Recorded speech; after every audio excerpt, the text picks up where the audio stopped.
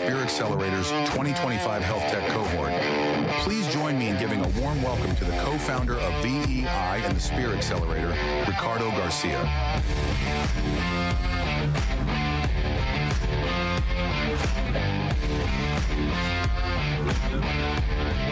Great. Excited to have you all here. Welcome. Good morning. My name is Ricardo Garcia, and I'm the co-founder of the Veterans Entrepreneurship Initiative and the Spear Accelerator. Today's a very special day. You're here for Demo Day to listen to 9 incredible veteran-led tech startups that are going to reimagine the future of health. So super excited. I want to tell you a little bit about the journey of how we got here. This was just a vision a couple of years ago. We wanted to take the things we were doing with VEI to the next level, and we had a hypothesis that there's veterans doing incredible things in innovation and tech. And so we partner with Johns Hopkins University, whom you'll hear from in a little bit, and we wanted to do this Health Tech Accelerator. So last May, in this room, we announced this big vision, right? The Health Tech Cohort 2025. And but I was hesitant. I was like, man, we're targeting a subset of the population, right? Veterans in tech, particularly in health tech, leveraging AI for healthcare, neurotech, or digital health. Well, it turns out they're out there and they're doing incredible stuff. We received over 130 applications from veteran-led tech startups across the country and even some parts of Europe, right? Some veterans that transitioned out and stayed over there. And then, so that was really cool. We got an overwhelming response. From there, we had the hard task of down selecting to the top 30. And with the help of our advisory board and our collaborator at Johns Hopkins, we selected the top 9 who are here in this room today. So over the past 3 months, these guys have been doing incredible work at working on their business, shaping their business model. And we've connected them with some high caliber mentors who I'm really grateful. Some of them are in this room. I'm really grateful for your time, your insights, and everything you did to help contribute to the mission. The founders have done a lot of great things throughout that journey. I'm also grateful to the speakers. Each week we met for a virtual live instruction session, and we brought in some really high caliber speakers to address different areas of health tech and startups. So honored to be here. This is a big culmination event. Enough about me. This is all about our 9 veteran-led health tech startups whom you'll meet and hear from today. Our goal at Spear has been simple but ambitious: to create an environment for veteran founders that fosters innovation and collaboration while providing access to domain expertise, connections, and scalable pathways to market. So I want to take a moment to express my deep gratitude to our mentors, to the startups, to you, all of you, for your commitment to your missions and pushing the boundaries of healthcare.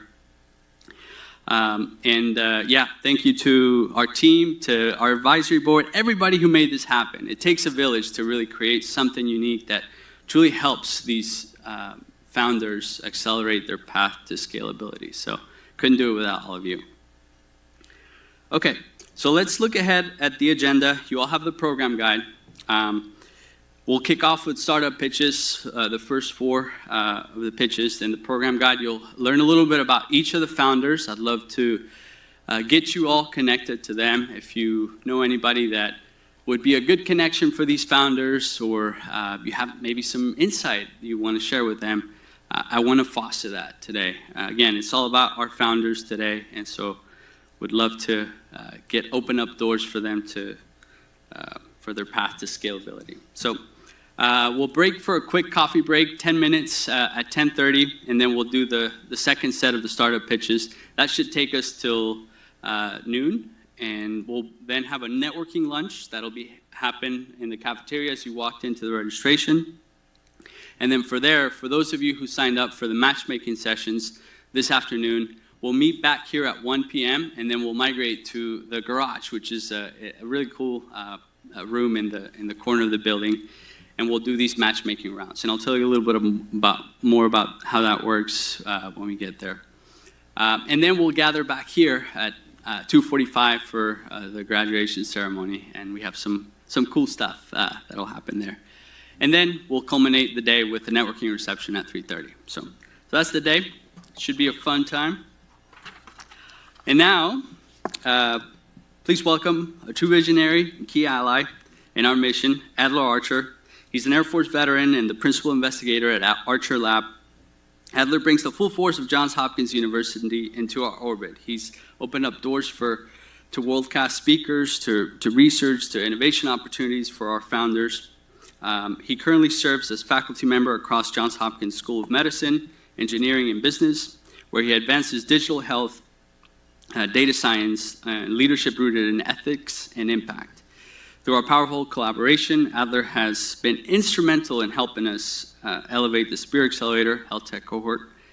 So please join me in welcoming Adler Archer to the stage.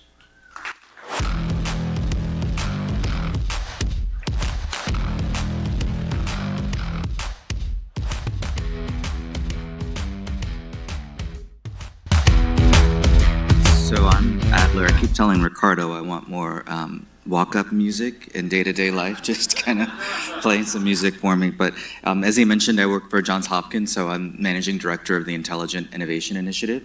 I'm a biomedical scientist. I teach at the medical school, so digital health innovation, regulatory science, data science, and I teach our MBA students at the business school, leadership, ethics, human values, how not to steal people's money, that kind of stuff. So this is really interesting for me because I started in health tech unexpectedly in the Air Force. I actually signed up to be an analyst. When I came to Patrick Air Force Base, I didn't have my security clearance yet, and the military is very good at keeping you busy. So I got augmented to the dental clinic at Patrick Air Force Base, helping implement Microsoft Access to help them think through how they do scheduling, how they manage patient records. Shortly thereafter, September 11th happened, and so my job changed dramatically. But what I took away from that brief period at the dental clinic was just the role of information systems and technology in helping structure data. And then from that structure, being able to decipher what the signal is that you're orienting towards. And so that is really insightful for me here today when I kind of think through what the teams have been working on for demo day. So they'll do presentations, but it's actually not really about presentations.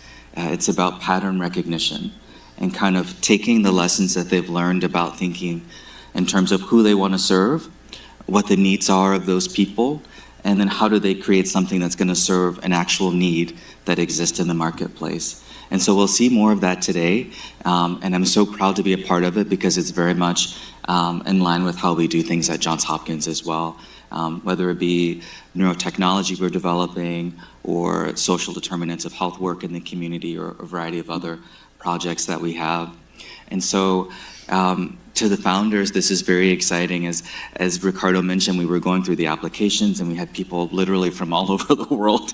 It's like, how did he market and get so many interesting applications? But we've got great teams that are going to share today and talk a lot about not just the product they have, but how it actually meets a concrete need and how it helps transform healthcare for people who need help in that way. And so I think my big takeaway from what I've seen so far is it's not just about something that's viable. They've definitely created technology that's viable, but I think even more importantly, they're creating things that are vital.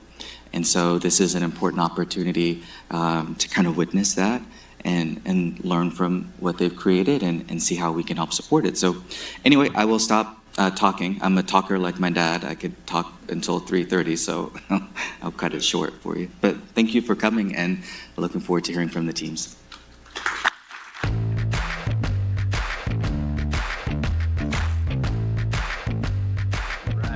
right. Thank you, Adam.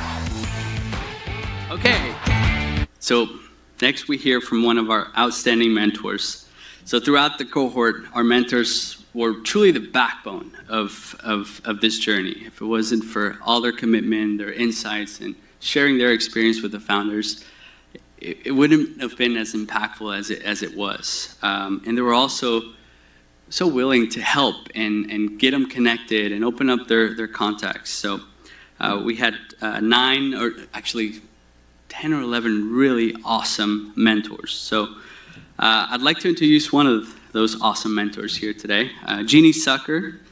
She's a powerhouse in healthcare innovation. She's the former chief commercial officer at Alto Pharmacy and a driving force behind Amazon Care, Athena Health, and the MDA. As a mentor in the Spear Accelerator, Jeannie didn't just guide our founders, she lit a fire. And you guys know what I'm talking about. She reminding us to all to lead with the spear and not the feathers. Her bold energy, deep insight, and unwavering belief in our veteran entrepreneurs helped shape this cohort today. And she's here to share what she witnessed, the transformation of our mission-driven founders into health tech leaders ready to change the world. Please welcome Jeannie Sucker to the stage.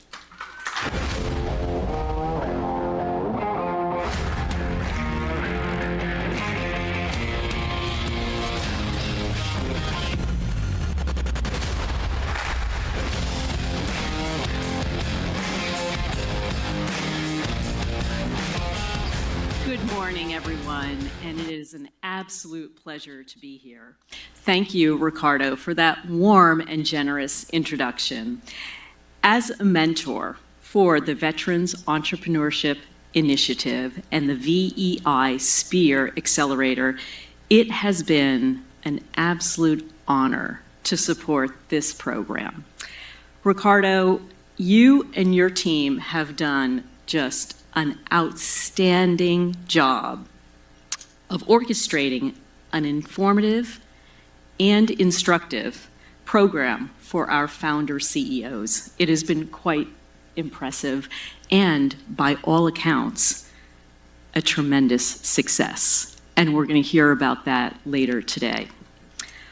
As part of our demo day event, Ricardo asked me to offer a few words regarding the progress of our CEO founders. And so I'm delighted to do this. But before I do, I would like to begin with a brief story and a personal note of appreciation. My father, may he rest in peace, came to the United States many years ago from a country where people were not protected by their government. He came from a place where people were vulnerable and exposed. And through his eyes, I learned what it meant to live without safety, to live without rights, and without the freedom to build a life without fear. And that gave me a very profound perspective about those who do stand up for our rights and ensure our liberties are protected. And those of you who were willing to make that ultimate sacrifice for the country we love. You in this room are veterans. You have served in the armed forces, and you are individuals to be applauded. Thank you for your service.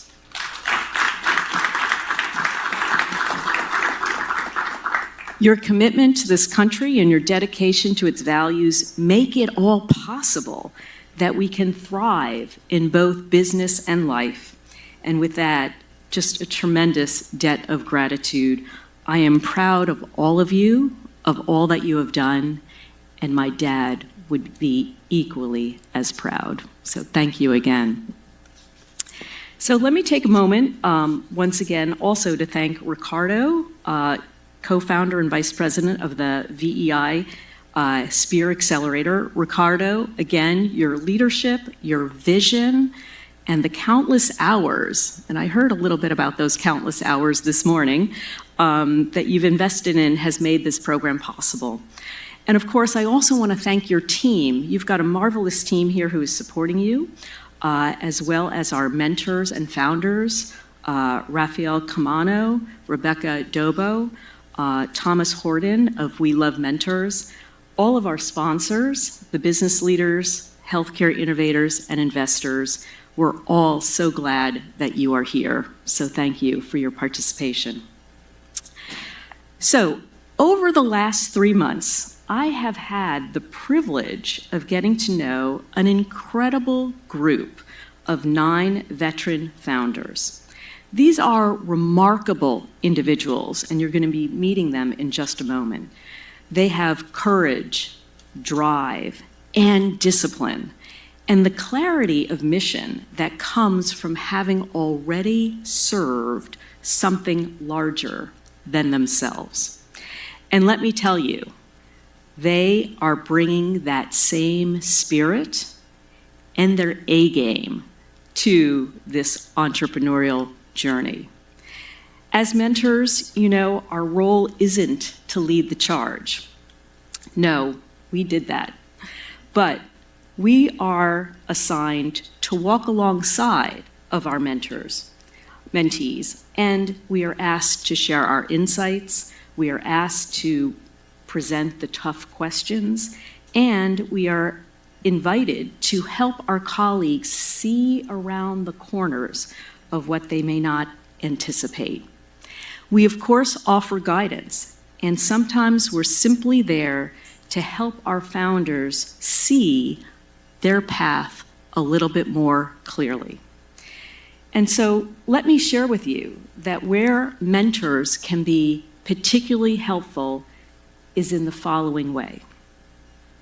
When I was at Amazon, Andy Jassy, the Amazon CEO, was very well known for saying, "There is no compression algorithm for experience." There is no compression algorithm for experience. And what that means is that there are certain things in life that can't be accelerated or shortcutted. You have to just go through them in the natural pace. And it's a quote I always return to because in thinking about the power of mentorship, the one thing that we can do is we can accelerate knowledge. We can impart knowledge upon our mentees. And while we can't shortcut the experience of building a company, we can accelerate that knowledge and help our mentees to advance more effectively. Mentorship fosters that knowledge, it avoids missteps, and it allows our CEO founders to move with purpose. It saves time, money, and energy, all critical resources for our early stage companies. And an example of this is when we were helping our mentees understand the ideal customer profile and developing a tethered value proposition. So let me share with you, early in the VEI Sphere program, many of our founders, as I like to say, were leading with their feathers. Now, what does that mean, leading with the feathers? Well, I think if you think of a bow and arrow, or in this case, a spear, the feathers help guide the direction, but they don't penetrate the target. The tip of the spear, the arrowhead, hits the target. And in building an early stage company, you need to lead with the tip of the spear and not the feathers. And so as we progressed, our founders went from leading with so many feathers, so many features, so many options, so many possibilities, too many details about what their product could do, and oftentimes too broad of an audience. Through our feedback and iteration, they honed in on their real purpose. They really began to become laser focused on the problem they were trying to solve. They refined their ideal customer profiles and their associated value propositions, and they focused their go-to-market strategies. And I think you're going to be hearing some very impressive pitch presentations today along those lines. So let me give you a few examples of the progress that we've seen. For instance, IGFA Labs has taken their pitch from a technically sound presentation to one that truly connects with its audience, and they've refined both their market approach and how they describe their evolving technology. Similarly, Naviday Health has seen this mentoring program play a pivotal role in rebranding the company and developing laser focus on the underserved menopausal care market. With mentor guidance, Naviday Health identified a go-to-market pathway through employer wellness programs. And M3D Technologies has made huge strides in refining their product market fit and advancing their flagship product Merge, which you can see outside in the lobby. They have forged new partnerships, sharpened their investor messaging, and are entering the digital health space with renewed clarity and momentum. Tremendous progress to our friends up front here. And Wellspring in just 3 months solidified its organizational structure, onboarded a co-founder, and started automating key processes, and secured a contract with a Florida-backed program offering TMS services to veterans and first responders. And Concuro has secured an exclusive license for its core technology from the National Renewable Energy Laboratory and has completed its 4th prototype. The company has arranged alpha testing with Hood College of Nursing and is entering a paid pilot with MedStar Georgetown Hospital. All amazing accomplishments. There's Signum that has been selected for the BARDA's Medical Countermeasure Program and is now considered a BARDA portfolio company. And Be in Health AI became more educated on the customer development process, which led to understanding who their paying customers are and forced a slight pivot in their go-to-market plans. And our mentors also had some really impressive things to say about our mentees' experience. Nicholas Nomich indicated that Dr. Kevin Henderson and Adam Brochetti of Be in Health AI made impressive strides in their customer development efforts, gaining deeper clarity on user needs, refining their value proposition, and preparing their MVP front-end pilot deployment. And Robin Raymond offered that Crystal Turman of Wellspring has done a marvelous job balancing the demands and challenges of running an early-stage revenue-generating business while taking full advantage of the Spear Accelerator program to help her think big about her vision and strategy going forward. So let's give all of our founders a round of applause for their accomplishments. Really impressive. Now, as mentors, we often reflect on what we gain from the relationships that we develop with mentees. For me, it's a reminder that leadership is never just about the knowledge. It's about generosity.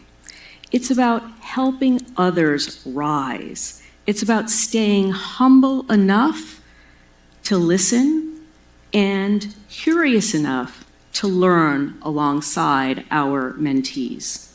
This program is proof that mentorship can create momentum, and in doing so, it builds something bigger. Because here's the underlying observation. Building businesses isn't just about personal achievement. It's about strength. It's about strength in the community, strength of our economy, strength of our nation and the world. The entrepreneurial spirit, especially when fueled by veteran grit and discipline, is essential to our country's economic future. As founders, you are continuing to serve this country in new and equally meaningful ways. You're building companies that advance health, technology, and innovation. You're creating jobs, driving new ideas, improving well-being of the people we care for. And that's real impact. You should all feel incredibly good about that, and it matters deeply. So, to our founders, thank you for trusting your mentors, for letting us be part of your journey, and for continuing to lead with courage and with purpose.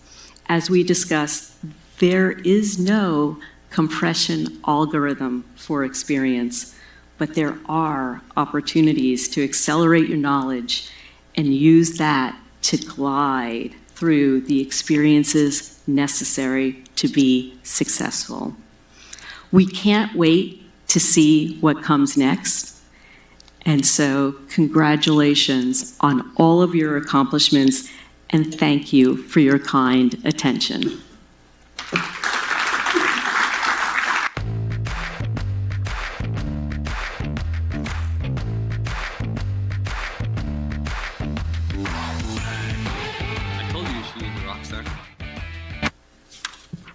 Okay, so before we kick off, quick ground rules. Each startup will have 5 minutes to pitch, followed by 5 minutes of Q&A. So we encourage you to take notes throughout their presentations, and if you have questions, raise your hand and somebody from my team will come to you with a mic. We'll take 2 to 3 questions depending on time, and then from that we'll transition to the next pitch. So we'll keep it efficient, we'll keep it lean, and yeah, should be fun. So with that, I'd like to welcome to the stage today's MC for the startup pitches, my co-founder and director of operations at VEI and the Spirit Accelerator, Rebecca Dobo.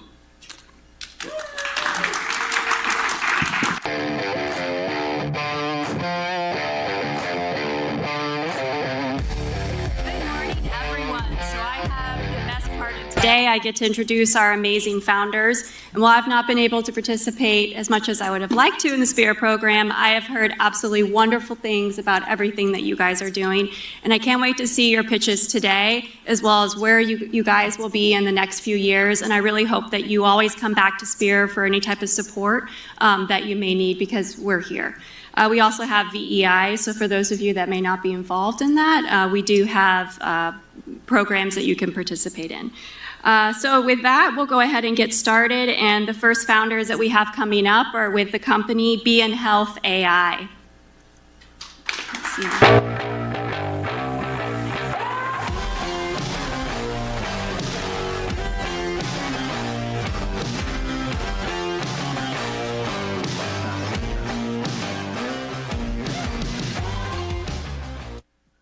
All right, it's all good. So forward, back.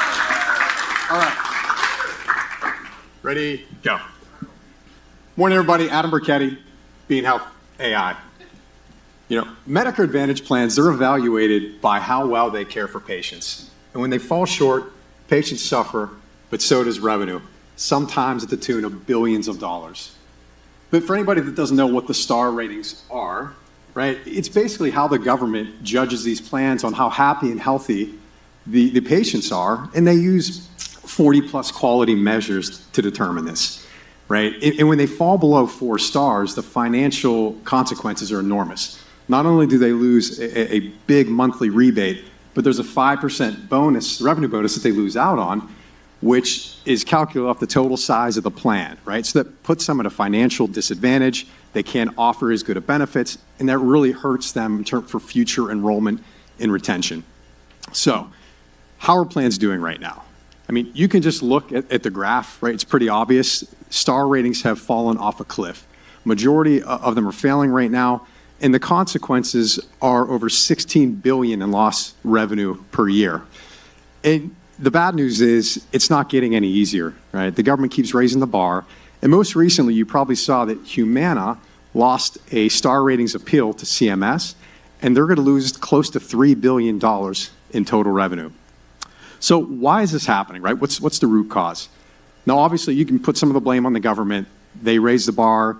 They like to move the goalpost after the game's over.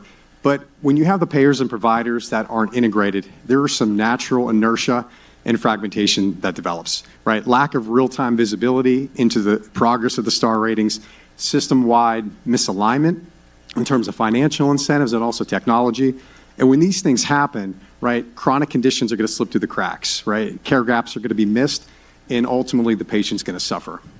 That's why we created our flagship product, Smart Physician Visit, which is an autonomous healthcare management platform that integrates seamlessly into the electronic health records to bridge the gap between payers and providers, right? It provides real-time quality measures tracking so that gap is bridged between the payers and the providers, compliant clinical documentation, and lastly, it integrates into the physician workflows so they don't have to change their process. And this is just a quick snapshot of our dashboard. If you look at the bottom in the bar graph, this is a real-time quality measure tracker so you can see where you're doing well, where you're suffering, so you know where to focus your efforts. And in the end, the result, the end state that payers will get by using our platform, 4-star ratings, accurate risk adjustment, audit protection, and better health outcomes. And that's really, at the end of the day, all that matters. Healthier patients mean lower medical costs, and everything else falls into place. It's a $20 billion opportunity, so pretty big, and it's only growing. And just from a few Medicare Advantage contracts, really the magic number for us is 200,000 lives, we can generate close to $50 million in revenue.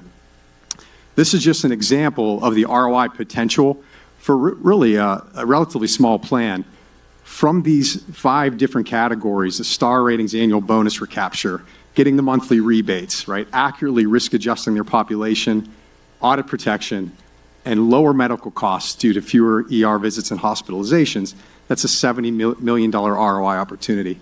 And we believe that justifies our revenue model, which is a per member per month, plus a success fee only if they hit that 4-star rating, right? Some of our early traction right now, we're currently engaged with Medicare Advantage plans across 3 states. We're in connection with the National Health Information Exchange, who's interested in white labeling our platform. And we most recently brought on the former CEO of Cohort Ventures, which is the venture arm of Blue Cross Blue Shield Kansas City. Our team, our founder is Dr. Kevin Henderson, who's going to be up here in a second to help answer questions. 20-plus year physician, former Medicare Advantage plan director and software architect. Myself, Adam Burketti, co-founder, COO, Naval Academy Marine Corps officer. I oversaw the wounded, ill, and injured Marine Corps population at Walter Reed for several years, and most recently was a regional VP at Lincoln Financial. We have our developer, Ashish, and our great team of advisors who are all successful entrepreneurs. Our ask, we're raising a $3 million safe, and the majority of this is going to allow us to scale our technology, right, so that we can take on a plan that has hundreds of thousands of members, and so that we can scale our technology so that it can handle millions of real-time data transfers for those provider and patient interactions. And the other part is just supporting and scaling our team, our go-to-market team, so that we can make this a great success.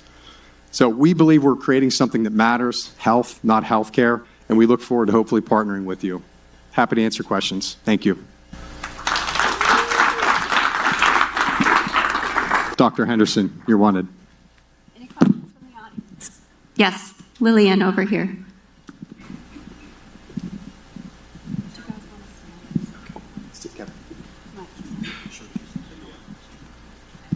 If it's on. Oh, there it is. Okay. Good job, team. Well done. I have a question for you. So payers are the ones who have to worry about star ratings, and in fact, star ratings are a trailing indicator of what's happened, so it's really sort of a 2-part question. First, what do payers need to do to incentivize a provider to incorporate this technology? And secondly, how are you capturing data in real time that's simply about the care interaction with the provider and not the whole other array of metrics that are counted in star ratings? Well, first of all, in terms of getting providers to cooperate, when we approach and we have the discussion with providers, the star ratings are really examples of what are considered standards of care and excellence in practice. And so it's really bigger than the provider. It's about providing excellent care for patients, because when you don't properly treat hypertension, for example, that has clinical outcomes in terms of dementia and heart failure for patients. So number one, we get it, put it in a proper perspective. And then secondly, in terms of getting provider engagement, providers don't want to be doing the same work 2 and 3 times. And so the way to do that is to incorporate the measures and the metrics within the provider's workflow in the electronic health record. So what we do is, going through the health information exchange, we will insert essentially a visit note, almost like providers see with a consult, or say, that's centered around really the patient's primary illness, and within that are the quality measures. The way that is made real time is that when we insert that document into the electronic health record, that document is actually a database. It's a live database. And so that's how we can update it in real time. And what we do is we provide an opportunity for providers to track it, as well as for the payers and also for the patient, because patients also have an interest in this. Hi guys, thanks for the presentation. Question, what would be the biggest impediment to a Advantage plan implementing your solution, and what are you doing to address that issue? Again, that goes back to Leland's question. Number one is provider receptivity, and then certainly integrating it within the context or the workflow of the provider. So those are going to be two real sort of obstacles. And again, as I said before, the primary way is to insert the document or the record through the electronic health record using the health information exchange. And also, using the health information exchange, it removes the barrier to having to integrate with each individual electronic health record. You can you're basically upstream of the electronic health record. Thank you. Be in health. No problem. Next in the program, we have Concuro.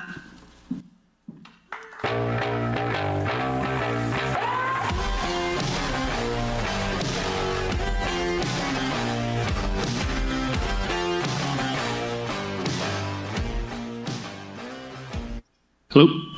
My walk-up music was supposed to be bad to the bone. So good morning. My name is Dr. Tim Coffin. I'm the CEO and co-founder of Concuro. At Concuro, we're focused on making sure that all patients have the equipment they need to treat them, to ensure that equipment is never a barrier to safe and efficient hospital care. About 10 years ago, my son had a problem in the emergency room. He, as you can see from this picture, not actually my son, but very similar. He had an emergency that needed immediate treatment, and a piece of equipment, a cast saw, was not available, actually broke in the emergency room. And it took this hospital staff about 35 to 40 minutes to find a replacement in the hospital, going room to room.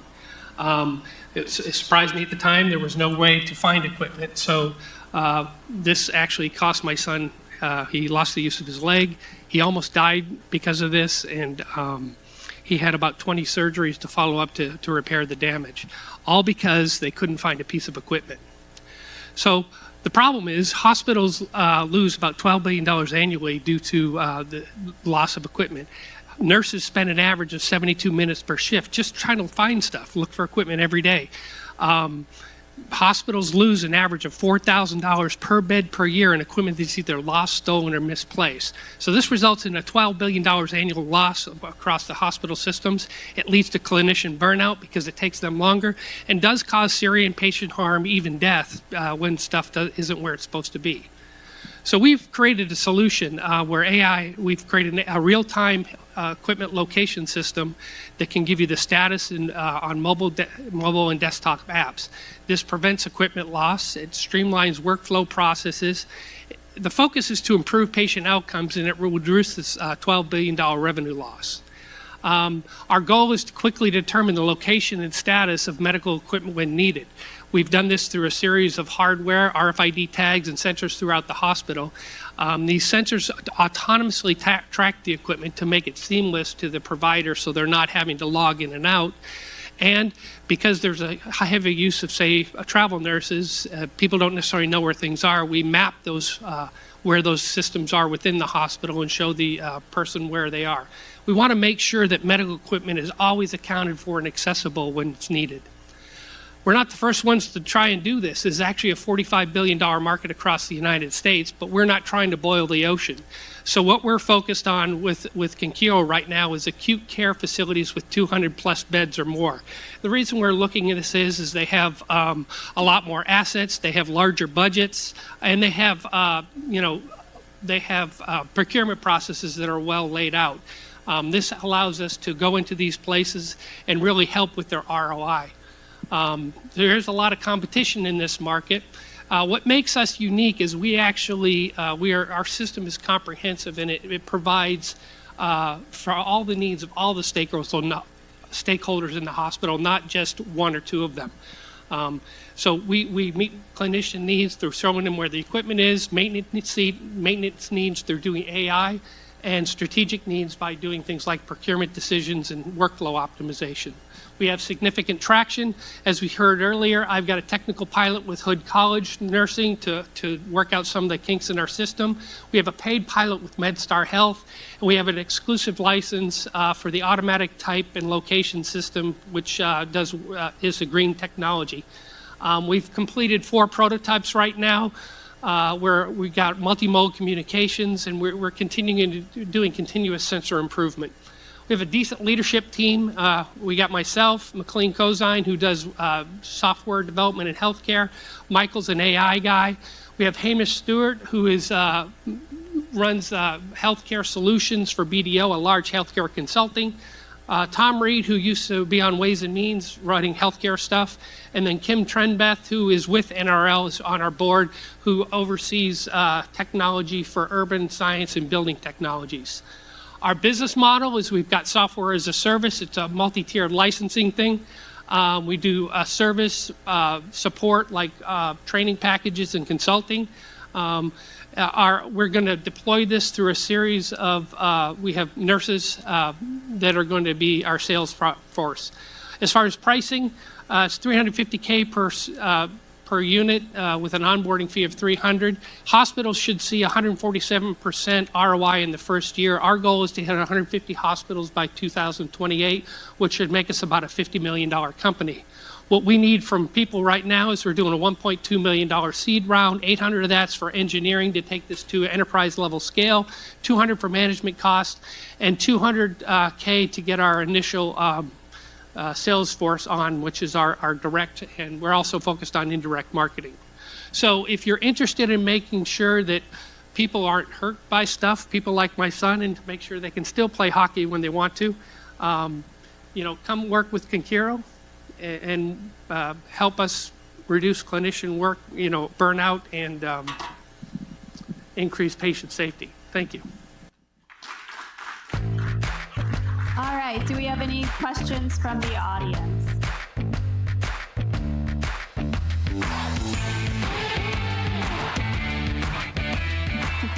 Bill? Is this on? Tim, I'm sorry about not having chocolates under your pillow this morning, but I saw a hardware prototype. Is this software only, but is there a hardware component? I didn't see that in your... And what are your prototyping needs going forward? So we have both hardware and software. We have significant software developed for our AI platform. There's tracking software. We're doing geofencing of our software, but we've also developed sensors. Our sensor is it's a lot of it's off-the-shelf technology that's incorporated, but it's a sensor that does RFID tracking. It has accelerometers, so we can tell if the equipment is moving. It has a battery, for instance. It has a signal to the biomedical staff to say the software is up and running. We also do it's a power load technology, so it's a green technology that can power down equipment when it's not being used. It can develop actually a virtual emergency networks in times of emergency. We can shut down a non-critical equipment when there's emergencies in the hospital, which if you're ever in New Orleans during a hurricane, that can be important. Fantastic. Thank you. Rick over here, Loki. Yeah. I can hear. Something just occurred to me, given what you just said. I would think your system would also be able to monitor usage, Absolutely. right? So you could also maintenance and, is equipment being used or not? And give Well, reports. we're monitoring power loads. Right. So, one of the things I've been doing AI for 30 years. In the Air Force, I was doing predictive maintenance on aircraft. I was flying, and we wanted to know if our airplanes were going to break before we started flying. So we found out that power levels would get wonky as systems started to fail. So we're monitoring those power levels and using that as part of our AI models to do that prediction of when things are going to fail, so we can figure it out beforehand. So we do know when stuff is being used. We do monitor those power levels and are creating systems to monitor the waveforms that basically feed into our predictive maintenance system. Great, thank you. And the other thing is, if you walk around a hospital, you'll see equipment in the hallway that has red and green tape. And what those means is something's broken and the biomedical staff has to walk around and play, where is it? We actually send messages to the biomedical staff that says room 235 has a broken piece of equipment or equipment that's out of spec, so go fix it now. It reduces the downtime and keeps nurses and doctors focused on the patient and not finding stuff around the hospital. Yeah, that would be good to quantify, yeah. All right, thank you very much. All right, up next we have IFGA Labs.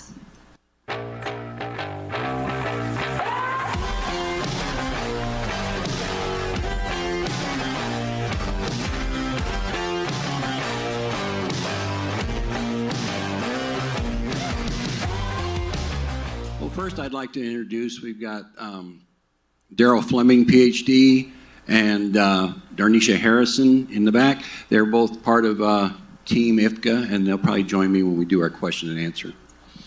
My name is Bill Howe, and we created IFGA Labs, and we're going to help you folks manage something most of you deal with every day, your brain. Some politicians don't. My daughter, she plays amateur hockey in, of all places, Arizona. And in college, she played lacrosse, and I used to get calls from her saying, "Daddy, I made a girl bleed today." I think she caused more concussions than she ever got. But that's a problem, and everybody knows about concussion issues. There's almost 4 million per year, and only 50% of them are reported. Youth are even more vulnerable. And the biggest thing, and nobody talks about it, is subconcussions. Subconcussions like heading the soccer ball are also cumulative and cause traumatic brain injury. So if my daughter went to the doctor, what was he going to do? And you've all seen it. Follow my finger. The doctor's watching how your eyes process that movement, and it tells him how your brain processes. Now, that hasn't changed in 50 years, and it's a very subjective test. Now, if you want to do something else to track your brain health, what can you do? Nothing, unless you want to go pony up the money for an MRI. Right now, you track your blood pressure, your heart rate, your weight, your cholesterol. You track your brain health? How do you? 120 to 130 million people a year have brain health issues. So how do you track your brain health? Well, we've got a solution. It's a small camera-based platform. We can give you an objective test, and we also can make it repeatable, so now you can track your history. And we can give you a baseline comparison of your demographic and historical. We're trying to keep it standardized and affordable. Now, we've got competitors. Of course we've got competitors. But the biggest thing we find with our competitors, they're all in clinical or research. If you really want to change the way people think about their brain health, you got to get it to the individuals. So you get out of the clinic and go where the people are. So why are we the team to solve this? Well, We've solved things from weapons testing where we had to get data of missile intercepts 250 miles downrange. We've dealt with the massive data of traffic management and solved problems in that. And we've also solved problems with diseases, and some diseases that kill millions of people a year. And we didn't do it by ourselves. We've sponsored and mentored student teams out of Binghamton University working on different aspects. 2 of the teams were picked to go to West Point Military Academy and present. We also didn't do it in a vacuum. The VA Medical Center in Syracuse told us point blank, we have no way to objectively track our TBI patients over time. And the Military Academy, their Director of Human Performance, mirrored that by saying, we see students cleared back to full duty, they have issues, we can't track it. Asher Allen, who retired early in his career from the Minnesota Vikings, retired because he didn't know what was happening with his brain and he couldn't track it. So what's the market? Well, you need to hone down on where's the best place that health and brain health come together. That would be your sports facilities and fitness centers. People are already proactive. They use their Fitbits or smartwatches to track things. It's scalable. They already serve millions of people versus clinics. But it helps us change brain health from being reactive to proactive. Now track it. Our business model, our vendors would be a subscription model, and our consumers would be a subscription model. It gives us the ability to de-risk it for our vendors, and it gives us the ability to have just normal, moderate sales with exponential revenue. How do we scale? You add in vendors. Let's say we put it into school systems, or we put it into chiropractors.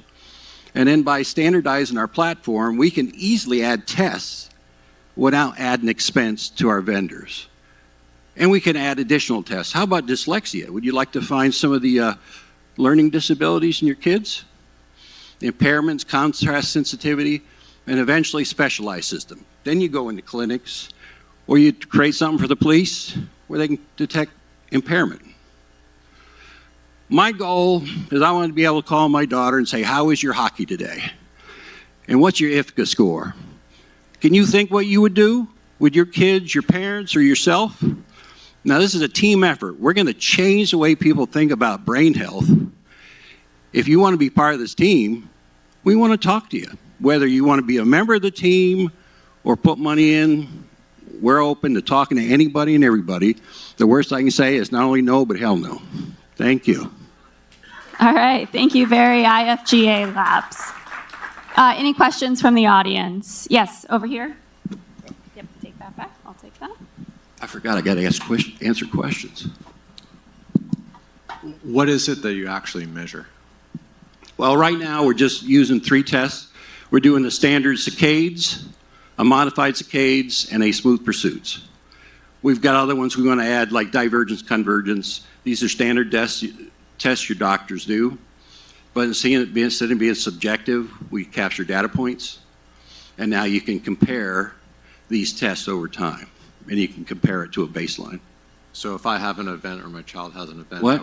If my child has an event, then I would think, oh, it's time to kind of retest and see how they do. There's nothing that triggers, hey, there's been an event, you might want to retest. There can be, let's say if you've got a child and they play a sport, so you're concerned about, is it having an effect? The idea is you can go test them in the beginning of the season, and you'll get a baseline and a comparison to his demographic.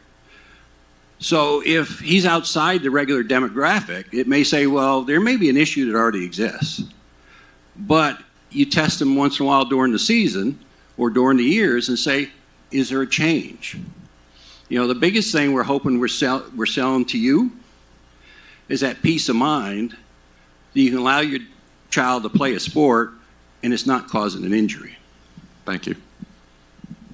Questions? All right, yes, back here in the back.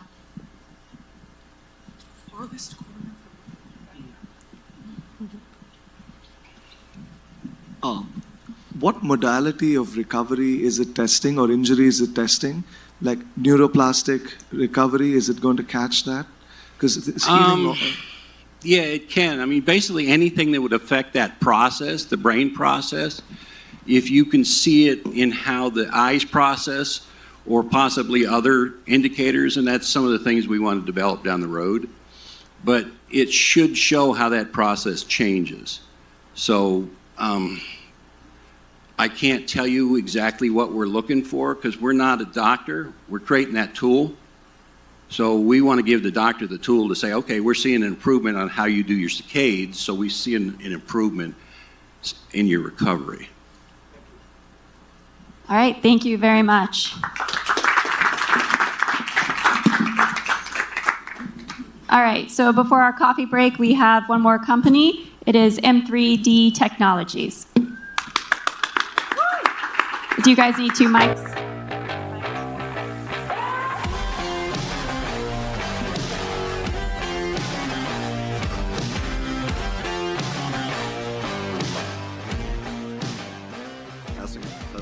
All right. Yep.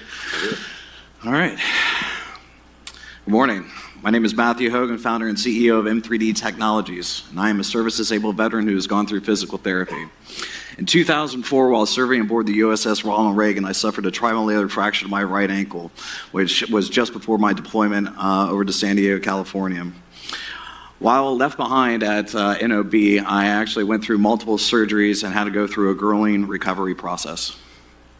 And I'm Justin Spears, Chief Growth Officer of M3D Technologies, also a service-disabled Navy veteran, and very familiar, all too familiar with physical therapy. In 2013, aboard Naval Air Station Pensacola, suffered a catastrophic accident that left me with 8 years of physical rehabilitation and pain management, undergoing multiple surgeries, including two spine surgeries, lots of pain management, lots of physical therapy, and it left me continually asking questions to the process.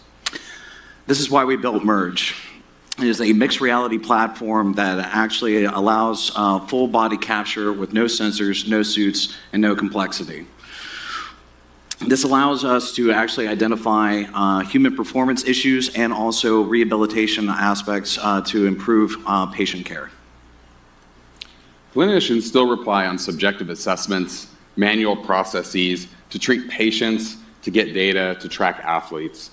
Patients don't see their own progress, and insurers want objective progress that's very hard to capture.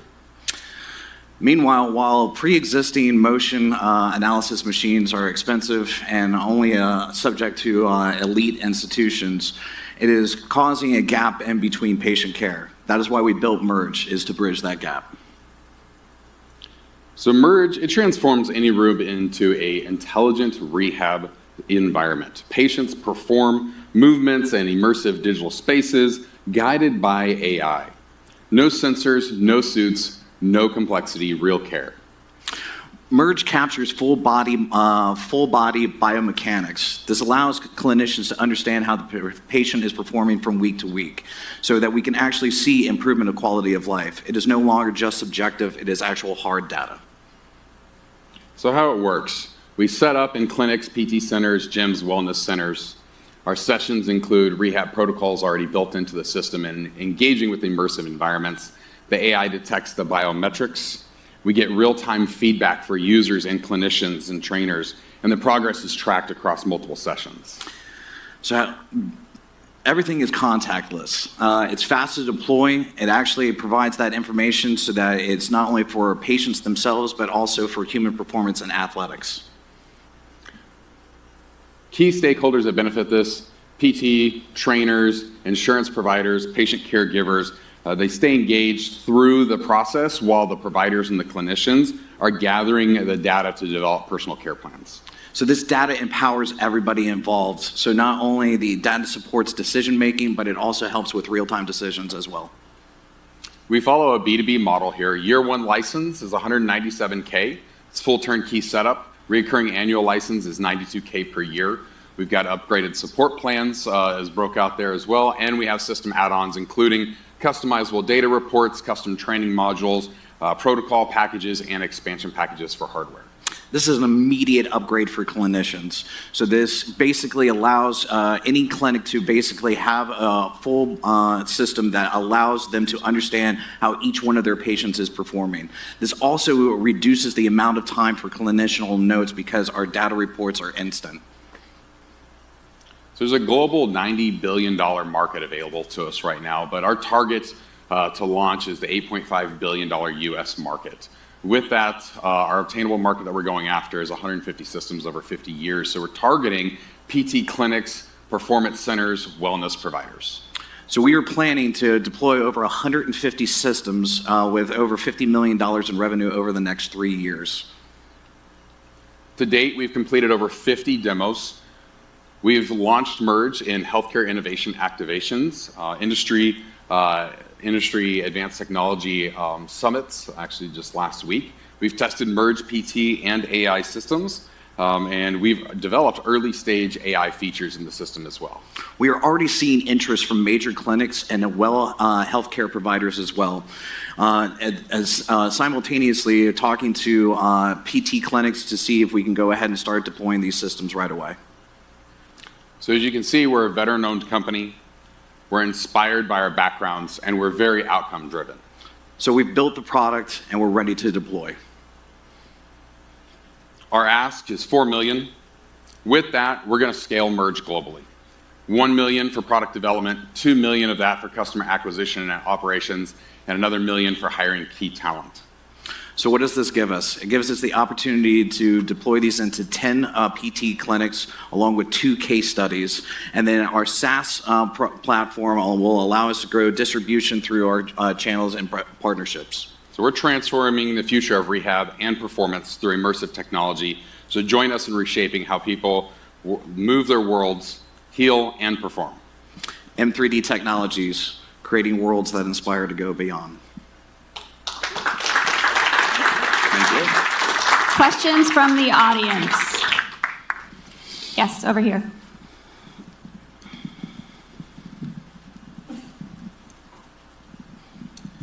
Nice job, guys. How far are you along with both the financial and the clinical ROI?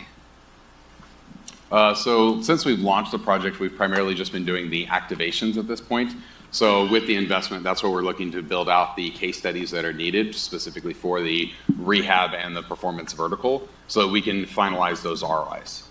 Yeah, this is $200,000. Right. So you're going to get asked. Yes. So right now from the case that we've built out, the ROI is about 90 days. And that's based off of the model of current patient care numbers. So it's all based off of the quantity of patients that they see, the reduction of the current 80% demand of observation and administration time of providers and trainers. So we're reducing that with our automated systems. We can increase patient care, one-to-one care by our providers while reducing that so we can actually increase the number of patients they see in a given day without increasing any of their work demand.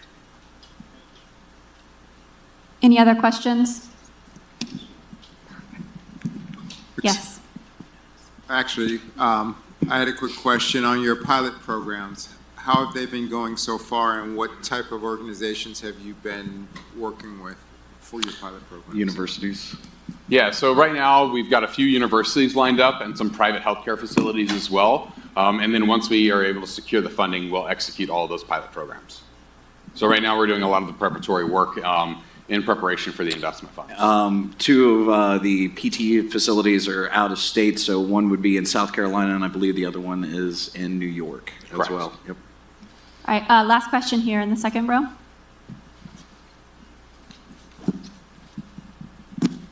Great presentation. Is it possible for this to become mobile? It is. It's deployable, or it can be fixed facility. So like Justin said, we've done over 50 activations since last year. And as a matter of fact, we have a system outside for everybody to kind of take a look at today. So it's scalable. So we could either get this down to a 10 by 10 footprint, or we could scale this all the way up and track an entire basketball court. So at our old facility, we had our blend model where we could actually track up to 8 individuals simultaneously and get all of that data from flexion, abduction, rotation, velocity. All based on the individuals. And one of our activation, which is our mobile model, is actually set up out here in the lobby. So that's set up in real time for use. So that takes about 2 hours for us to set up, configure, before we can start using it for an assessment tool. Very cool. Thank you guys very much. And Thank you. Mic free. Thank you. Do you need a mic? Mic, check, check, check. You all right? Perfect. Well, good morning, everybody. It just so happens to be National Patient ID Week, as recognized by the American Health Informatics Management Association, AHIMA, as many of you may be familiar with. And why did that skip forward? There we go. And I'm very pleased to talk to you about MyLego and a new way to handle patient identity and data. The problem is, despite the billions of dollars we've spent over the last 14 years in electronic health records, electronic health information, moving information from point A to point B, making it more available and more convenient and accessible in different ways, we fundamentally lack the ability to identify patients in a standardized method. And for those patients, for all of us to know, well, where is our personal information and what is our data doing? I was co-author of a survey that found that 78% of U.S. health systems struggle to be able to prove patient identity, match up your identity and who you say you are with where your records are and what your right data is. They spend over 110 hours extra per week and up to $12 million annually trying to identify patients. And when it comes to underserved communities, folks that have difficulty producing the identifiable information we may all be used to with our ID cards in our pockets, there is even greater chance that their records that are important from a social services agency don't align with a healthcare organization. So we're working to fix that. We provide a platform that is based on globally developed international open source software that provides patients with a digital identity credential, a digital wallet that you can use in your phone, just like it was an Apple Wallet or with your Google Wallet. It gives patients more control over their data. It provides greater verification so that when the doctor looks at the records, they know they match up to who you are and your medication list, et cetera. And it contributes to citizens having more equitable access to care. Our go-to-market strategy is pretty straightforward as an initial B to B to C model. We're working directly with health information exchanges with our POC. We have LOIs with various customers. Our go-to-market strategy is built around the idea of monetizing our customer pilots and the supporting health systems that health information exchange is working with. We intend to expand to other health systems and have opportunities both the U.S. and internationally. And then we're going to also grow not only directly, but through channel sales. One of the questions is, what are your competitors? And there are quite a few other identity service providers and identity companies in the market, but they are all part of potential ecosystems with the solutions we provide, where we uniquely connect healthcare data with a reusable identity credential that can fit in with the sort of identity products that they all provide, with an expectation that we will also go probably later part of next year into a D2C model and build consumer engagement directly. We launched this because we saw this gap in the market. Dozens of identity companies, billions of dollars in health information moving around electronically, and zero that were connecting to the individual that allowed them to manage their information just like you manage your own driver's license.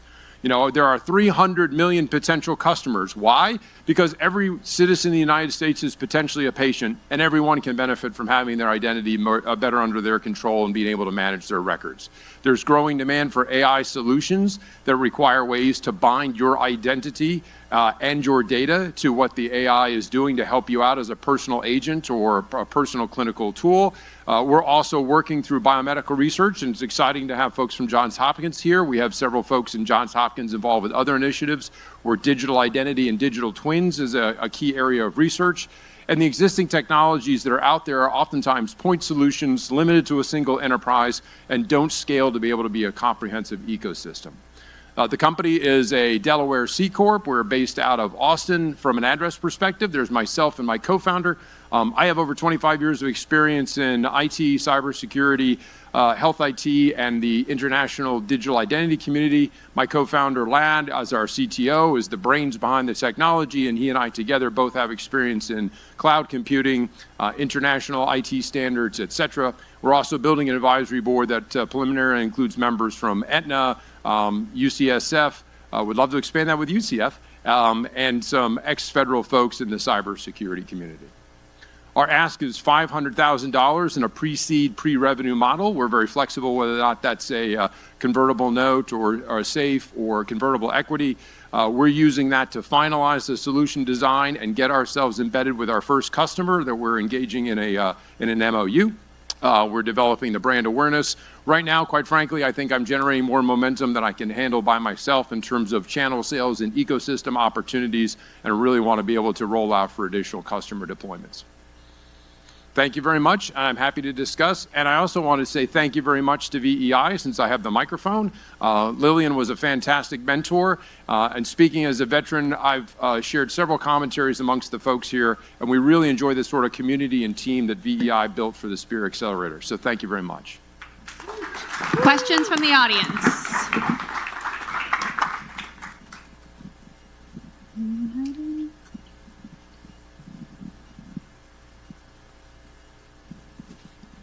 Okay. Okay. All right. Thank you very Have much, a great day. Myliga. I'll always be available if something comes to mind.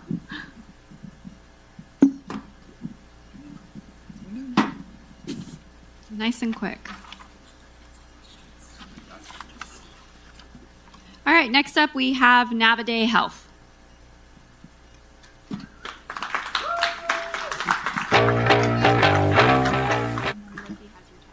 I missed the background music on the walk.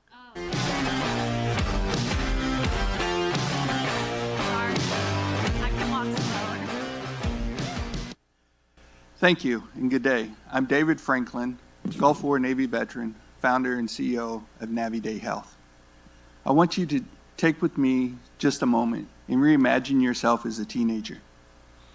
Now think of that remarkable woman that was in your life. Maybe it was your mother, your grandmother, your aunt. Do you have a good picture of her? Good. So do I. And I was in the Gulf War. My mother was at home fighting her own war. And that's why today I want to talk to you about menopause care and how 50% of our population is impacted by it. And 100% of women will go through it without question. And yet, it's still misunderstood in the healthcare ecosystem in modern day health. We've all been in this scenario, sitting in the patient in the examining room with the physician for 15, 13, 12 minutes. It's even more lonelier for a woman because the EMR has no pathway for care ever designed for them relative to menopause. Physicians receive less than 4 hours of clinical training on menopause. Only 1% of OBGYNs are certified on menopause. And it takes nearly 7 years to diagnose menopause for these women, these remarkable women in our life. Women are tired of walking alone, being dismissed, misdiagnosed, and told to wait it out. And we're here to walk with them. That time is over. Their voice is becoming louder because they're coming together. You see, menopause is just not a health issue. It is also a workforce issue, a retention issue, and it's a human issue that we all need to address. And employers are feeling the impact of this the most with absenteeism, burnout, and preventable attrition. Because of this demand, the U.S. will spend nearly $26 billion annually on menopause-related testing, symptom care, employee benefits, and digital apps. And the market is continuously increasing year over year. The market continues to grow because of this unmet demand. But at Naviday, we're answering that demand. And we have a patent pending solution that's meeting her in real life. We are turning daily life into better care in her journey so she doesn't have to walk alone again. And today you can walk with us to support her. You see, we are guiding mothers, we're guiding sisters, we're guiding colleagues, and we're guiding our mentors through one of healthcare's most misunderstood transitions, menopause. And this is where our product, the ALAB, provides an AI-guided care plan, convenience through in-home labs, the ability to connect wearable connected devices to create a personalized experience for her journey.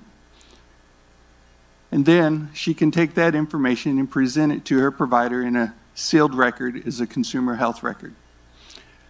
This is not just a employee benefit. This is a business imperative that must be met. Now, the marketplace is complex, but it's split. On one side, we have wellness apps that fall just short of real care. And on the other side, we have healthcare, traditional healthcare, EMR systems that don't connect to real-life transitioning situations. But NaviDay fills that gap, and we're here to help in that transition so these women never have to walk alone again. We have a very strong and deep team of expertise, most of us connected through Harvard Medical School. We lead with technology, healthcare, and women's leadership. We are addressing a care plan that addresses and reflects the complexities of daily life with the expertise to back it up. Now, we spoke about menopause in the workplace, where they are facing burnout, attrition, absenteeism, and they're being hit hardest here in the workplace. But we have a partnership right now and an investor in the Mayo Clinic where we're doing an observational study of 2.7 million records to guide our care plan in women's health. And we are now part of the Startup Health's Moonshot for Women's Health. We have a B2B to C platform that brings platform licenses into the workplace and an uplift based off performance outcomes in a distribution model through PEOs, for example. We started with a story by investing in remarkable women. And today, those remarkable women may be our wives, our partners, or our daughters. And we're currently seeking $2 million, of which $400,000 has been received, led by the Mayo Clinic. We plan to extend our product, extend our reach into the employer workforce, and continue our movement forward. Because today we know that it may be her story, but it's our journey shared with her. So join me on this journey at NaviDay Health in supporting the women in our lives. Thank you. All right. Thank you very much. Are there any questions in the audience? One in the very back. David, can this be used? I'm right here. Can this be used for andropause?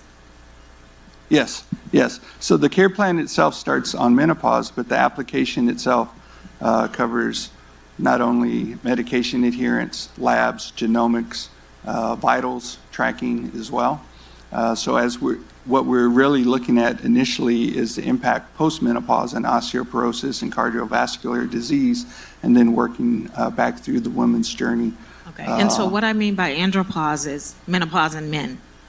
Okay, we call it probably in society simply midlife crisis, but it is definitely well known that men, I call it andropause. I think that's kind of the newest buzzword.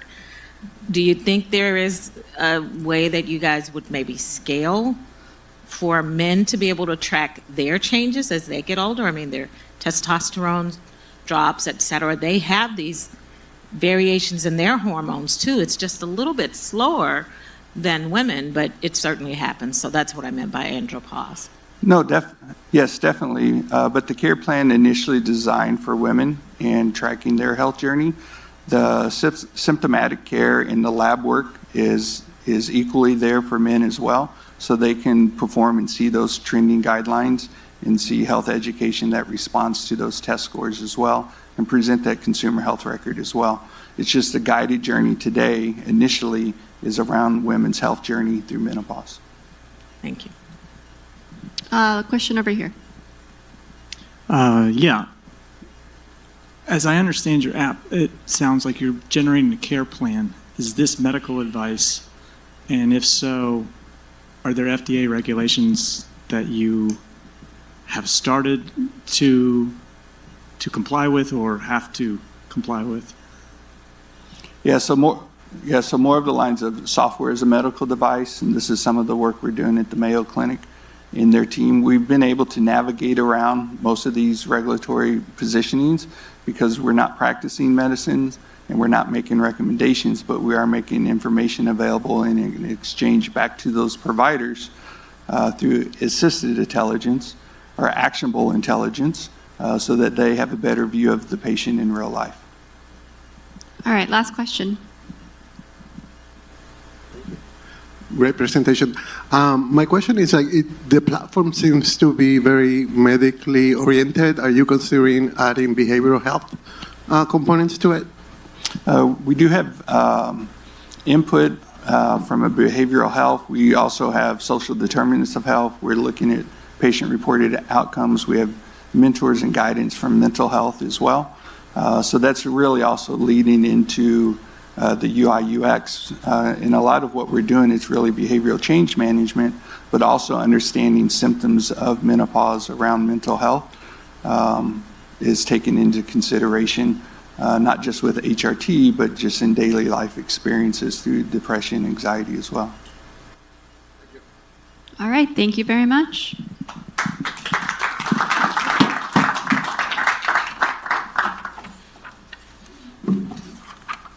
Are you ready with the music, Louis? All right, next up we have Nexa Health. Take the ramp.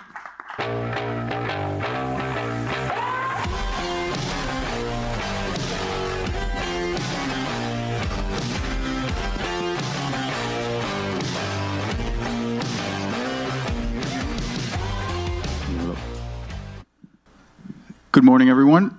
My name is Nelson Almanzar. I am a Marine Corps veteran, and my background is in user experience and product design. And my name is Michael Harvey. I'm a U.S. Army veteran with expertise in cybersecurity and compliance. We're here to build smart, secure systems that put patients and providers first. So this story is a bit personal for me. My daughter is 4 years old, and for the last few years, she's been seeing a speech therapist and among other specialists of that kind. And she sees them about 7 times a week. And in working with these folks, I've asked lots of questions around how they manage their workday. And a lot of the answers I keep hearing again are around frustrations with technology. Oops. There we go. Administrative overload is one of the biggest barriers to effective healthcare. Therapists are buried in paperwork, non-billable tasks. Many have back-to-back sessions where they have little time to breathe in between. After hours, they're spending time filling out notes, recalling session details, and documentation. One said she sees 8 clients a day, and by the end, she's mentally drained. Overload leads to stress, delays, and missed opportunities to proper care, leading to compromised care. Many of the tools that therapists use fall short. They rely on these tools, but they don't actually align with how they work, forced to adapt to the software instead of the other way around. They require them to recall session notes and enter data manually, and miss opportunities for, there's a lack in automation, and they have templates, but they're not as flexible as they could be. We believe that there's a better way. That better way is a secure, note-taking application that utilizes AI as well as smart organizational tagging. That's to use different frameworks within the different areas that SLPs utilize, as well as flexible deployment. What this does, it increases revenue and reduces risk. What are the benefits? No more late nights for the therapists. They're spending late nights handling charting, utilizing different systems, outdated systems to calculate the important information that was provided during the sessions. It reduces the cognitive load as well as the therapist burnout, which leads to enhanced patient care. The market currently relies on 1,000 168,000 SLPs within the United States. 25,000 of those are who we are focused on here in the U.S. Currently, within Central Florida, there are about 100 to 200 SLPs, and that is our initial focus. That's who we're going after. The revenue model that we're currently utilizing is for SLPs in small groups, solo SLPs in small groups, and that's per user per month at about $50 to $80 a month. So our path to growth looks like this. In the first year, we'll target those 1 to 200 users, primarily of speech language pathologists in Central Florida. And then in the second year, we'll be expanding our usership in addition to improving the features and the experiences of the use of the tools. And by the third year, we hope to be extending that nationally and also extending to adjacent care providers, leading up to 2,000 users. And so far, currently we're wrapping up our customer discovery and validation and leading up to building our prototype. By the end of the year, we hope to have started building our MVP to start testing that early next year. And our ask is that to help us put patients and providers first, by presenting us to mentors, advisors, introductions to SLPs, therapists that are going to help us shape the future. Thank you very much.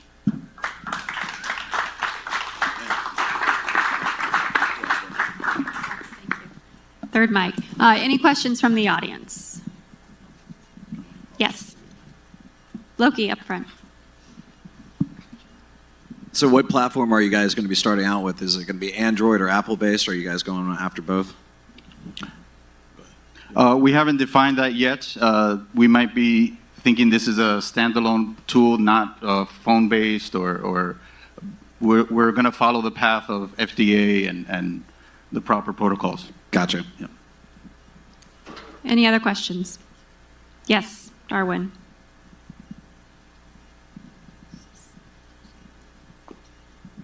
So what would be your plan to get the application known on the SLP, your target market? Are you looking for like word of mouth? Are you gonna do some type of advertisement or work with any type of organization that can help you reach that? Do webinars? What would be your plan to penetrate your market? So our goal is to connect with the community and the different societies for SLPs, and that's just a small segment, right? There's a whole allied health market that we're going after once we get the traction. So it would be through marketing and local connections. Yeah, we've already started making connections at UCF with the College of Communication Disorders. And so through the programs and connections there, we hope to expose or expand this there. Last question. All right. Thank you very much, Nexa Health. Thank you. Thank you.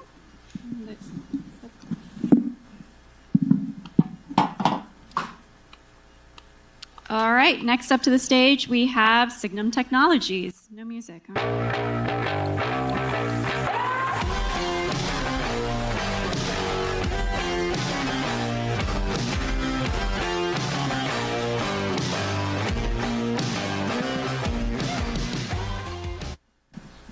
Good morning, everyone. My name is Sean Freitag. I'm the co-founder and CEO of Signum Technologies.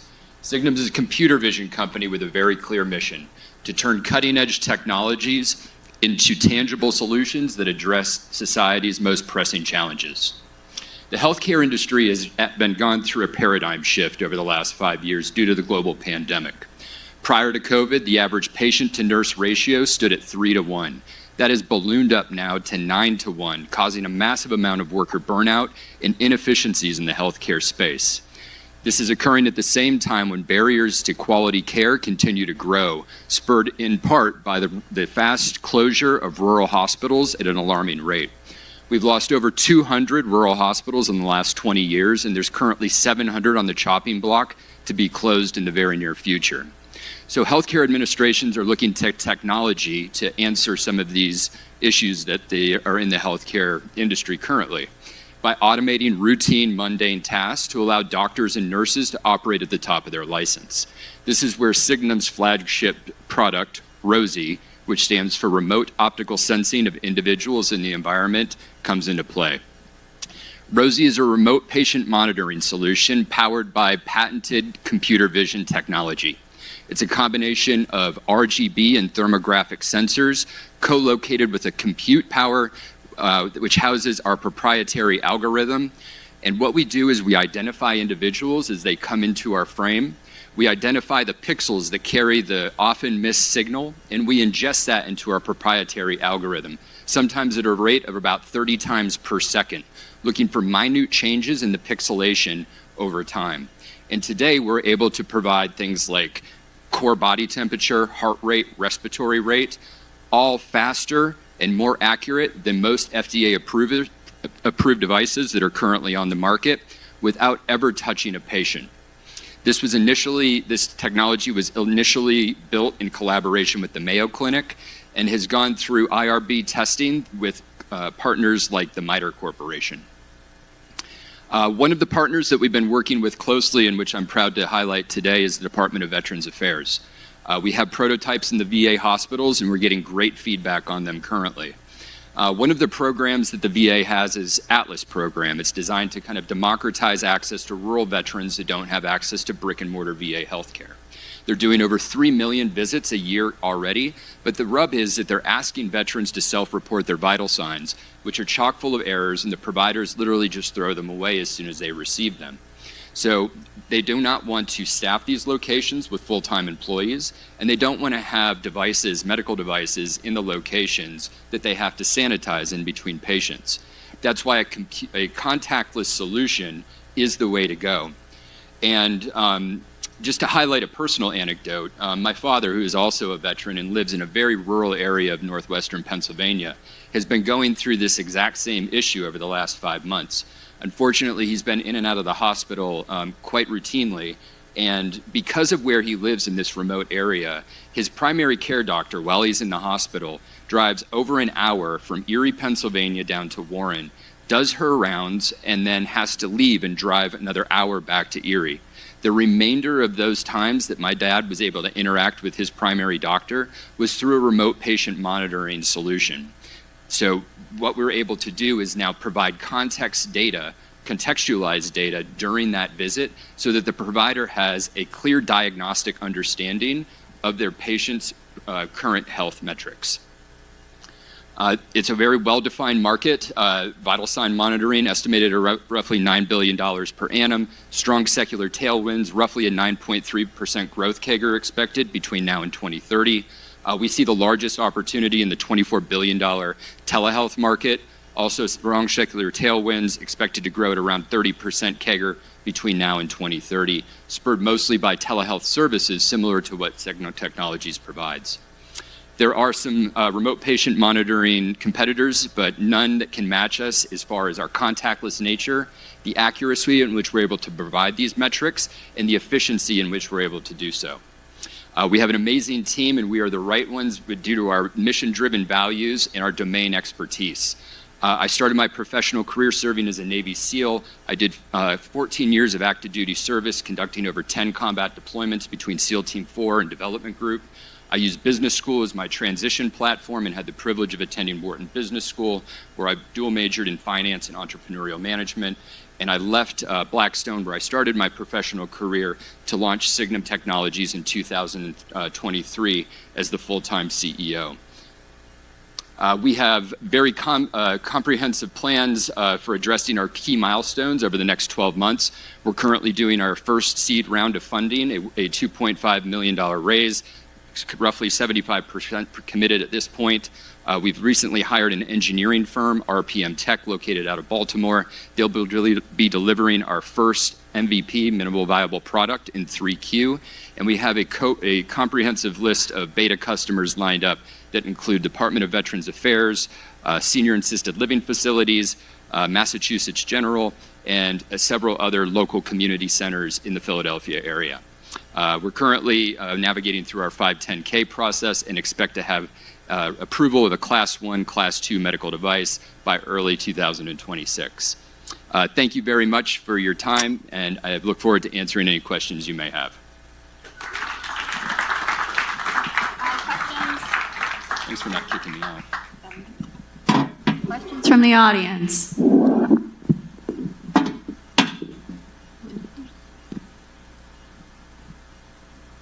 I'll be around all afternoon. Thank you. All right, thank you very much.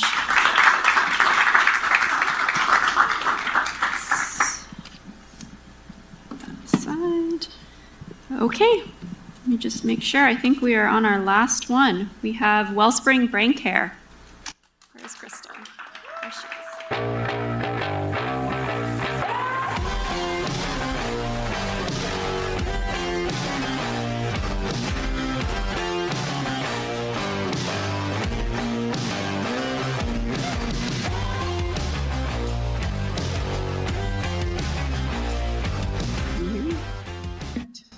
I'm so honored to be here today.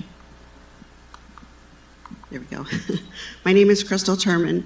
I'm the CEO and founder of Wellspring Brain Care, where we use technology to address mental health needs that are alternative options to medicine and talk therapy alone.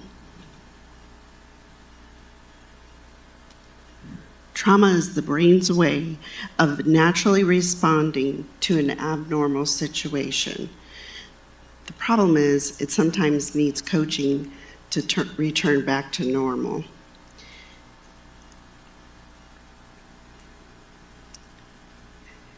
Things that compound this are the stigma that continue to surround mental health, as well as limited treatment options. And this can be seen in our veterans courts and in the veteran and first responder suicide rates. Limitations to treatment that include having to relive the experience, as well as misdiagnosis and medication side effects also compound this issue.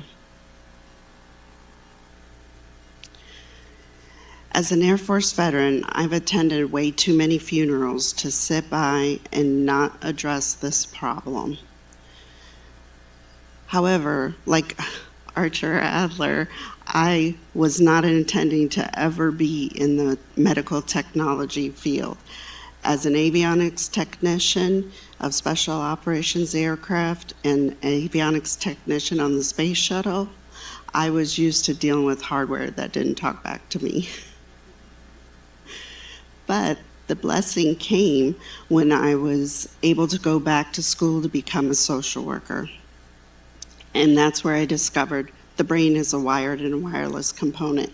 And I've been speaking that language my entire life. Now I can help people understand that there's a very real reason we think and feel the way we do. And not only can it be measured, it can be retrained. As a survivor of a childhood trauma and post-traumatic growth, I know the power of not relying on medication and talk therapy alone. Limitations in wait lists, long wait lists, and the medication adverse effects, as well as having to talk about the trauma, are reasons that a traditional therapy falls short. Dr. Daniel Amen, a psychiatrist and pioneer in the field, often criticizes his field for being the only profession that does not measure the organ in which we treat. Not only can we measure it and find the generating cause of the mental health symptom, we can retrain it. To what degree? It depends on each individual. But neurofeedback is not only being used to treat PTSD, it's also being used to treat ADHD, as well as by professional athletes for performance enhancement. and military special operations forces for focus and consistency. Neurofeedback is a non-invasive approach to mental wellness, and it uses the brain's own ability to learn, to learn and to heal itself. So healing is possible. At Wellspring Brain Care, we have clients, not patients. And we start with an EEG all over brain map to find the generator of the mental health issue. And then along the way, we measure treatment outcomes, also to see our progress, but also to see when that brain no longer needs to be reminded.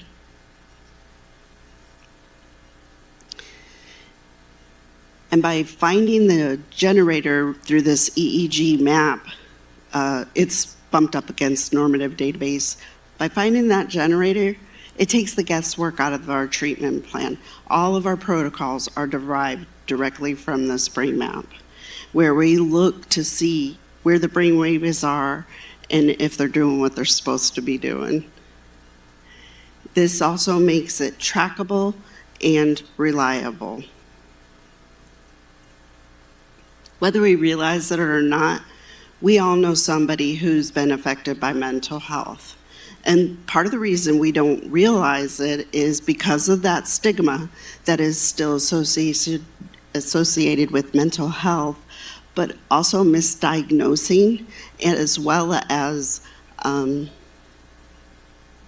the shame that's associated with failed outcomes. And $13 billion is currently being spent on looking for answers. Wellspring has measurable solutions. But what's innovative about what we do as well, we do in-office, remote work, a hybrid of both, but we're able to deploy this by partnering with not-for-profits and a government contract that's doing research right now to bring this technology and alternative form of treatment to the people who need it, no matter what their socioeconomic status is. We have an amazing team that's highly qualified, and our ask is $200,000 for direct veteran care to deploy the remote technology and to partner with transition programs and the VA. Let's change how we treat mental health. Thank you. All right, thank you very much. Are there any questions for Crystal? Yes, here, Loki. Second row. Have any clinical studies been done on your technology? Yes, we're currently, well, there's a lot of research that is associated with what I do currently, but we're currently involved with a pilot program that's doing TMS research, state funded. Any other questions from the audience? Yes, Adler, did you have one?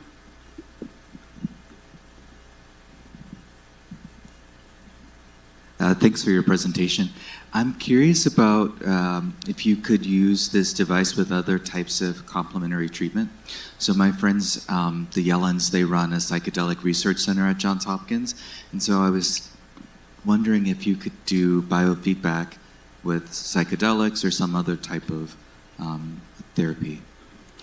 Because we use a normative database, it would be possible. Cool, thank you. Thank you. And I'm always looking, I'm a geek at heart, so I'm always looking for great research opportunities. Thank you. Good.